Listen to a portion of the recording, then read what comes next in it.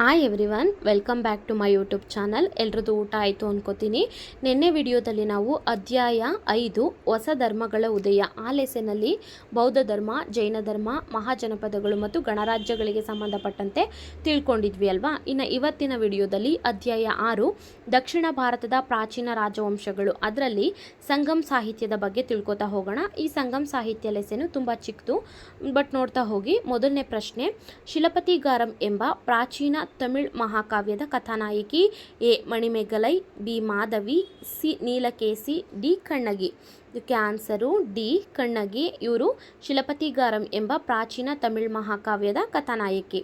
Next ಪ್ರಶ್ನೆ, ತಮಿಳರ ಜನಪ್ರಿಯ ನೀತಿ ಗ್ರಂಥ A Thirukkural, B Kannagi, C Manimekalai, D Jivaka Chintamani. ಇದಕ್ಕೆ ಆನ್ಸರು ಎ ತಿರುಕುಳ್ಳರ್. ಇದು ತಮಿಳರ ಜನಪ್ರಿಯ ನೀತಿ ಗ್ರಂಥ ಆಗಿರುತ್ತೆ.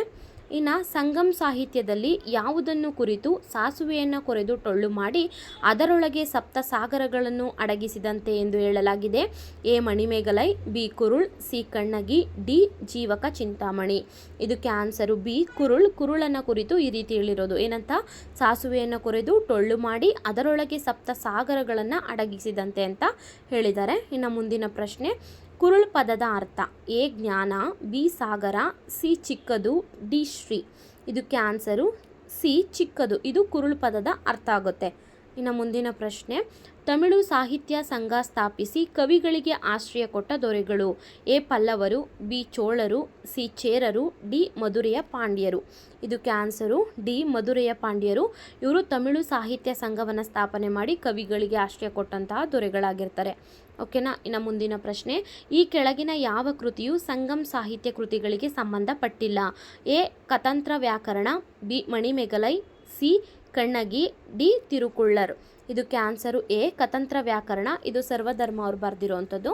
ಇದು ಸಂಗಮ್ ಸಾಹಿತ್ಯ ಕೃತಿಗಳಿಗೆ ಸಂಬಂಧಪಟ್ಟಿಲ್ಲ. ಇನ್ನು ಉಳಿದ ಮೂರೇನಿದಾವಲ್ಲ, ಮಣಿಮೇಗಲೈ ಆಗಿರ್ಬೋದು, ಕಣ್ಣಗಿ ಮತ್ತು ತಿರುಕುಳ್ಳರ್, ಈ ಮೂರು ಕೂಡ ಸಂಗಮ್ ಸಾಹಿತ್ಯಕ್ಕೆ ಸಂಬಂಧಪಟ್ಟಂಥ ಕೃತಿಗಳಾಗಿರ್ತವೆ. ಇನ್ನು ಇದು 2025 TET social science question paper. ಇದರಲ್ಲಿ 116ನೇ ಪ್ರಶ್ನೆಯನ್ನು ನೋಡ್ತಾ ಹೋಗಿ. ಸಂಗಮ್ ಸಾಹಿತ್ಯವು ಸಂಬಂಧಿಸಿದ ರಾಜವಂಶಗಳು? ಎ ಪಲ್ಲವರು, ಚೋಳರು, ಗಂಗರು, ಪಲ್ಲವರು, ಕದಂಬರು, ಗಂಗರು, ಸಿ ಚೋಳರು, ಚೇರರು, ಹೊಯ್ಸಳರು, ಡಿ ಚೋಳರು, ಚೇರರು, ಪಾಂಡ್ಯರು. ಇದಕ್ಕೆ ಆನ್ಸರು ಚೋಳರು, ಚೇರರು, ಪಾಂಡ್ಯರು. ಇದರಿಂದ ಈ ಕ್ವಶನಿಂದ ನಾವೇನು ಅರ್ಥ ಮಾಡ್ಕೋಬೇಕು ಅಂದರೆ, ನಾನು ಸ್ಟಾರ್ಟಿಂಗಲ್ಲೇ ಹೇಳಿದೆ ಸಂಗಮ್ ಸಾಹಿತ್ಯ ಅನ್ನೋದು ಒಂದು ಪುಟ್ಟು ಲೆಸನ್ ಅಂತ. ಆ ಪುಟ್ಟು ಲೆಸನಲ್ಲೇ ಇವ್ರು ಕ್ವಶನ್ ತೆಗ್ದವ್ರೆ ಅಂದರೆ ಇನ್ನು ದೊಡ್ಡ ದೊಡ್ಡ ಲೆಸನಲ್ಲೆಲ್ಲ ಹೆಂಗೆ ಕ್ವಶನ್ ತೆಗಿಬೋದು? ನಾವಿಲ್ಲಿ ಅರ್ಥ ಮಾಡ್ಕೋಬೇಕಾಗಿರೋದು ಚಿಕ್ಕದಾಗಿರ್ಬೋದು, ದೊಡ್ಡದಾಗಿರ್ಬೋದು ಲೆಸನ್ನು, ಬಟ್ ಯಾವುದೇ ಲೆಸನಲ್ಲಾದರೂ ಕೂಡ ಅವರು ಕ್ವಶನ್ನ ತೆಗಿಬೋದು ಅನ್ನೋದನ್ನು ನಾವು ಅರ್ಥ ಮಾಡಿಕೊಂಡು ಓದ್ಕೋಬೇಕಾಗುತ್ತೆ. ಅದಕ್ಕೋಸ್ಕರ ನಾನು ಇದನ್ನು ಇಲ್ಲಿ ಆ್ಯಡ್ ಮಾಡಿದೆ. ಓಕೆನಾ. ಇಲ್ಲಿ ನೋಡಿ, ಸ್ವಲ್ಪ ಇವಾಗ ನಾವು ಈ ಸಂಗಮ್ ಸಾಹಿತ್ಯಕ್ಕೆ ಸಂಬಂಧಪಟ್ಟಂಥ ಪ್ರಶ್ನೆಗಳನ್ನು ನೋಡಿದ್ವಲ್ವಾ, ಸ್ವಲ್ಪ ಥಿಯರಿನೂ ತಿಳ್ಕೊಳ್ಳಿ ಅಂತ ಆ್ಯಡ್ ಮಾಡಿದೆ. ನೋಡ್ತಾ ಹೋಗಿ. ಸಂಗಮ್ ಸಾಹಿತ್ಯ, ಸಂಗಮ್ ಯುಗ. ಕಣ್ಣಗಿ ಶಿಲಪತಿಗಾರಂ ಎಂಬ ಪ್ರಾಚೀನ ತಮಿಳ್ ಮಹಾಕಾವ್ಯದ ಕಥಾನಾಯಕಿ. ಈ ಮಹಾಕಾವ್ಯವು ಭಾರತದ ಅತ್ಯುತ್ತಮ ಸಾಹಿತ್ಯ ಕೃತಿಗಳಲ್ಲೊಂದು. ಓಕೆನಾ. ಈ ಕಣ್ಣಗಿ ಶಿಲಪತಿಗಾರಂ ಎಂಬ ಪ್ರಾಚೀನ ತಮಿಳ್ ಮಹಾಕಾವ್ಯದ ಕಥಾನಾಯಕಿ ಆಗಿರ್ತಾರೆ. ಈ ಮಹಾಕಾವ್ಯ ಏನಿದೆಯಲ್ಲ, ಇದು ಭಾರತದ ಅತ್ಯುತ್ತಮ ಸಾಹಿತ್ಯ ಕೃತಿಗಳಲ್ಲೂ ಕೂಡ ಒಂದಾಗಿದೆ. ಇನ್ನು ಮುಂದೆ, ಮಣಿಮೆಗಲೈ ತಮಿಳರ ಇನ್ನೊಂದು ಮಹಾಕಾವ್ಯ. ಇದರ ಕಥಾನಾಯಕಿ ಮಣಿಮೆಗಲೈ. ಅವಳು ಕೋಲವನ್ ಮತ್ತು ಮಾಧವಿಯ, ಅವನ ದಾಸಿಯಾದ ಮಾಧವಿಯ ಮಗಳು. ಅವಳೇ ಮುಂದೆ ಬೌದ್ಧ ಸನ್ಯಾಸಿನಿಯಾಗಿ ದೇಶದ ನಾನಾ ಭಾಗಗಳಲ್ಲಿ ಸಂಚರಿಸಿ ಬಡವರ ಹಸಿವು ಹಾಗೂ ರೋಗ ರುಜುನುಗಳನ್ನು ನಿವಾರಿಸ್ತಾಳೆ. ಓಕೆನಾ. ಮಣಿಮೇಗಲೈ ಇದು ತಮಿಳರ ಮತ್ತೊಂದು ಮಹಾಕಾವ್ಯ ಆಗಿರುತ್ತೆ. ಇದರ ಕಥಾನಾಯಕಿ ಮಣಿಮೇಗಲೈ ಆಗಿರ್ತಾರೆ. ಅವರು ಕೋಲಾವನ್ ಮತ್ತು ಅವನ ದಾಸಿಯಾದಂತಹ ಮಾಧವಿಯ ಮಗಳಾಗಿರ್ತಾರೆ. ಅವರು ಮುಂದೆ ಬೌದ್ಧ ಸನ್ಯಾಸಿನಿಯಾಗಿ ದೇಶದ ನಾನಾ ಭಾಗಗಳಲ್ಲಿ ಸಂಚಾರ ಮಾಡಿ ಬಡವರ ಹಸಿವು ಮತ್ತು ರೋಗ ರುಜುನುಗಳನ್ನು ನಿವಾರಿಸ್ತಾರೆ. ಓಕೆನಾ. ಇನ್ನು ಶಿಲಪತಿಗಾರಂ ಮತ್ತು ಮಣಿಮೇಗಲೈ ಈ ಎರಡೂ ಮಹಾಕಾವ್ಯಗಳಲ್ಲದೆ ತಮಿಳರ ಜನಪ್ರಿಯ ನೀತಿ ಗ್ರಂಥ ಹೊಂದಿದೆ, ಅದೇ ತಿರುಕುಳ್ಳರ್. ಅದರ ರಚನಾಕಾರ ತಿರುವುಳ್ಳರ್. ಅವರು ಸಂಗಮ್ ಯುಗದ ಅತ್ಯಂತ ಮಹತ್ವದ ಕವಿ. ತಿರು ಎಂದರೆ ಶ್ರೀ, ಕುಳ್ಳರ್ ಎಂಬುದರ ಅರ್ಥ ಚಿಕ್ಕದು. ಕುರುಳ್ ಕೇವಲ 1.5 ಸಾಲಿನ ಪದ್ಯ, ಆದರೂ ಅದರಲ್ಲಿನ ಅರ್ಥ ಇರಿದಾದದ್ದು. ನೋಡಿ, ಶಿಲಪತಿಗಾರ ಮತ್ತು ಮಣಿಮೇಗಲೈ ಈ ಎರಡನ್ನ ಅಲ್ಲದೇನೆ ಮಹಾಕಾವ್ಯಗಳು ತಮಿಳರ ಜನಪ್ರಿಯ ನೀತಿ ಒಂದು ಗ್ರಂಥ ಕೂಡ ಇದೆಯಂತೆ. ಅದ್ಯಾವುದು ಅಂದರೆ ತಿರುಕುಳ್ಳರ್. ಅದರ ರಚನಾಕಾರರು ತಿರುವುಳ್ಳರು. ಇವರು ಸಂಗಮ್ ಯುಗದ ಅತ್ಯಂತ ಮಹತ್ವದ ಕವಿಯಾಗಿರ್ತಾರೆ. ಈ ತಿರು ಎಂದರೆ ಶ್ರೀ ಅಂತ ಅರ್ಥ, ಕುರುಳ್ ಎಂಬುದರ ಅರ್ಥ ಚಿಕ್ಕದು ಅಂತ. ಓಕೆನಾ. ಈ ಕುರುಳು ಕೇವಲ 1.5 ಸಾಲಿನ ಪದ್ಯ ಆದರೂ ಕೂಡ ಅದರಲ್ಲಿರೋ ಅಂಥ ಅರ್ಥ ಮಾತ್ರ ತುಂಬ ಮೀನಿಂಗ್ಫುಲ್ ಆಗಿರುವಂಥದ್ದು, ಅಂದರೆ ಇರಿದಾದದ್ದು ಅಂತ ಬರುತ್ತೆ. ಓಕೆನಾ. ಅದು ನೋಡಿ ನಾವು ಹೆಂಗೆ ಅಳಿಬಾರ್ದು ಅಂತಂದರೆ ಅದು ಎಷ್ಟೇ ಚಿಕ್ಕದಾಗಿರಲಿ ಲೈನು, ಈಗ 1.5 ಸಾಲಿನ ಪದ್ಯ ಅಂತಂದರೆ ಅದು 1.5 ಸಾಲಿನ ಪದ್ಯ ಆಗಿರ್ಬೋದು, ಬಟ್ ಅದರಲ್ಲಿರೋ ಅಡಗಿರುವಂಥ ಅರ್ಥ ತುಂಬ ದೊಡ್ಡದಾಗಿರುತ್ತೆ ಅನ್ನೋದನ್ನು ಅವ್ರಿಲ್ಲಿ ಹೇಳ್ತಿರುವಂಥದ್ದು. ಇನ್ನೊಂದು ನೋಡಿ ಇಲ್ಲಿ, ಕುರುಳು ಕುರಿತು ಸಾಸುವೆಯನ್ನು ಕೊರೆದು ಟೊಳ್ಳು ಮಾಡಿ ಅದರೊಳಗೆ ಸಪ್ತ ಸಾಗರಗಳನ್ನು ಅಡಗಿಸಿದಂತೆ ಎಂದು ಹೇಳಲಾಗಿದೆ. ಇದನ್ನು ಯಾವುದನ್ನು ಕುರಿತು ಹೇಳಿರೋದು? ಕುರುಳನ್ನು ಕುರಿತು ಹೇಳಿರುವಂಥದ್ದು. ಓಕೆನಾ. ಶಿಲಪತಿಗಾರಂ, ಮಣಿಮೇಗಲೈ ಮತ್ತು ತಿರುಕುಳ್ಳರ್ ಇವುಗಳಲ್ಲದೆ ಪ್ರಾಚೀನ ಕಾಲಕ್ಕೆ ಸೇರಿದ ಇನ್ನೂ ಕೆಲವು ಸಾಹಿತ್ಯ ಕೃತಿಗಳಿವೆ. ಇವನ್ನೆಲ್ಲ ಒಟ್ಟಾಗಿ ಸಂಗಮ್ ಸಾಹಿತ್ಯ ಎನ್ನುವರು. ಮಧುರೆಯ ಪಾಂಡ್ಯ ದೊರೆಗಳು ತಮ್ಮ ರಾಜಧಾನಿ ಮಧುರೆಯಲ್ಲಿ ತಮಿಳ್ ಸಂಗಮ್ ಅಂದರೆ ತಮಿಳು ಸಾಹಿತ್ಯ ಸಂಘ ಸ್ಥಾಪಿಸಿ ಕವಿಗಳಿಗೆ ಆಶ್ರಯ ಕೊಟ್ಟಿದ್ದರು. ಕವಿಗಳು ತಮ್ಮ ಕೃತಿಗಳನ್ನು ಪರಿಶೀಲನೆಗಾಗಿ ಸಂಘಕ್ಕೆ ಒಪ್ಪಿಸುವ ಪರಿಪಾಠ ಇತ್ತು. ಓಕೆನಾ.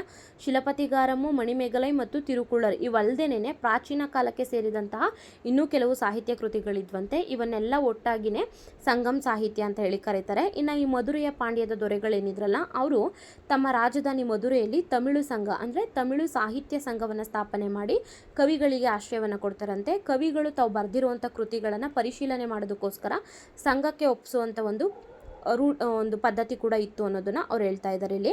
ಇನ್ನು ಸಂಗಮ್ ಸಾಹಿತ್ಯ ರಚನೆ ಸುಮಾರು ಸಂಗಮ್ ಸಾಹಿತ್ಯ ರಚನೆ ಸುಮಾರು 5 ಶತಮಾನಗಳ ಕಾಲ ಮುಂದುವರಿಯಿತು. ಈ ಕಾಲಾವಧಿಯನ್ನು ಸಂಗಮ್ ಯುಗ ಎನ್ನುವರು.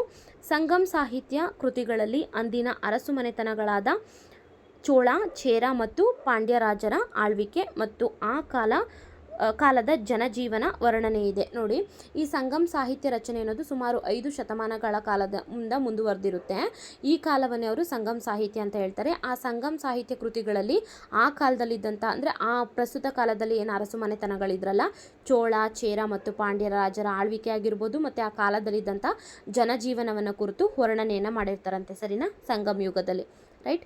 ಇನ್ನು ನೆಕ್ಸ್ಟ್ ನೋಡಿ, ಇದು ದಕ್ಷಿಣ ಭಾರತದ ಪ್ರಮುಖ ರಾಜ ಮನೆತನಗಳು ಮತ್ತು ಅದರ ರಾಜಧಾನಿ ಮತ್ತು ಅಲ್ಲಿ ಬರುವಂಥ ಪ್ರಮುಖ ರಾಜನ ಬಗ್ಗೆ ಇರುವಂಥದ್ದು. ನೋಡ್ತಾ ಹೋಗಿ ಒಂದೊಂದೇ. ಮೊದಲನೇದು ಶಾತವಾಹನರು. ಅವರ ರಾಜಧಾನಿ ಮಹಾರಾಷ್ಟ್ರದ ಪೈಠಾಣು. ಪ್ರಮುಖ ರಾಜ ಗೌತಮಪುತ್ರ ಶಾತಕರ್ಣಿ. ಓಕೆನಾ. ಕದಂಬರು. ಅವರ ರಾಜಧಾನಿ ಬನವಾಸಿ. ಪ್ರಮುಖ ದೊರೆ ಮಯೂರವರ್ಮ. ಗಂಗರು, ತಲಕಾಡು, ದುರ್ವಿನೀತ. ಚಾಲುಕ್ಯರು, ಬಾದಾಮಿ, ಇಮ್ಮಡಿ ಪುಲ್ಕೇಶಿ. ಪಲ್ಲವರು, ಕಂಚಿ, ನರಸಿಂಹವರ್ಮ. ರಾಷ್ಟ್ರಕೂಟರು, ಮಾನ್ಯಕೇಡ, ಅಮೋಘವರ್ಷ, ನೃಪತುಂಗ. ಕಲ್ಯಾಣ ಚಾಲುಕ್ಯರು, ಬಸವ ಕಲ್ಯಾಣ, 6ನೇ ವಿಕ್ರಮಾದಿತ್ಯ. ಹೊಯ್ಸಳರು, ದ್ವಾರಸಮುದ್ರ, ವಿಷ್ಣುವರ್ಧನ. ಚೋಳರು, ತಮಿಳುನಾಡಿನ ತಾಂಜಾವೂರು, ರಾಜರಾಜ ಚೋಳ. ಇವಾಗ ನಾವೇನು 9 ರಾಜಮನೆತನಗಳನ್ನು ನೋಡಿದ್ವಲ್ವ, ಅವನ ಮುಂದಿನ ವಿಡಿಯೋದಲ್ಲಿ ಒಂದೊಂದೇ ರಾಜಮನೆತನದ ಬಗ್ಗೆ ತಿಳ್ಕೊತಾ ಹೋಗೋಣ. ಐ ಹೋಪ್ ನಿಮಗೆ ನಾನು ಮಾಡ್ತಿರೋ ವೀಡಿಯೋಸು ಇಷ್ಟ ಆಗ್ತಾಯಿದೆ, ಅರ್ಥ ಆಗ್ತಾಯಿದೆ ಅಂತ ನಾನು ಭಾವಿಸ್ತೀನಿ. ಪ್ಲೀಸ್ ನಿಮ್ಗೆ ಅರ್ಥ ಆದರೆ, ಇಷ್ಟ ಆದರೆ ಸಬ್ಸ್ಕ್ರೈಬ್ ಮಾಡ್ಕೊಳ್ಳಿ. ಸಬ್ಸ್ಕ್ರೈಬ್ ಮಾಡಿಕೊಂಡು ವೀಡಿಯೋಸ್ನ ನೋಡಿ ಅಂತ ನಾನು ಕೇಳ್ಕೊತೀನಿ. ಹಾಗೆ ಲೈಕ್ ಮಾಡಿ, ಶೇರ್ ಮಾಡಿ, ಕಮೆಂಟ್ ಮಾಡಿ ಅಂತ ಹೇಳ್ತಾ ಈ ವಿಡಿಯೋನ ಇಲ್ಲಿಗೆ ಮುಗಿಸ್ತೀನಿ. ಈ ವಿಡಿಯೋ ನೋಡಿದ್ದಕ್ಕೆ ನಿಮ್ಮೆಲ್ರಿಗೂ ಕೂಡ ಥ್ಯಾಂಕ್ ಯು.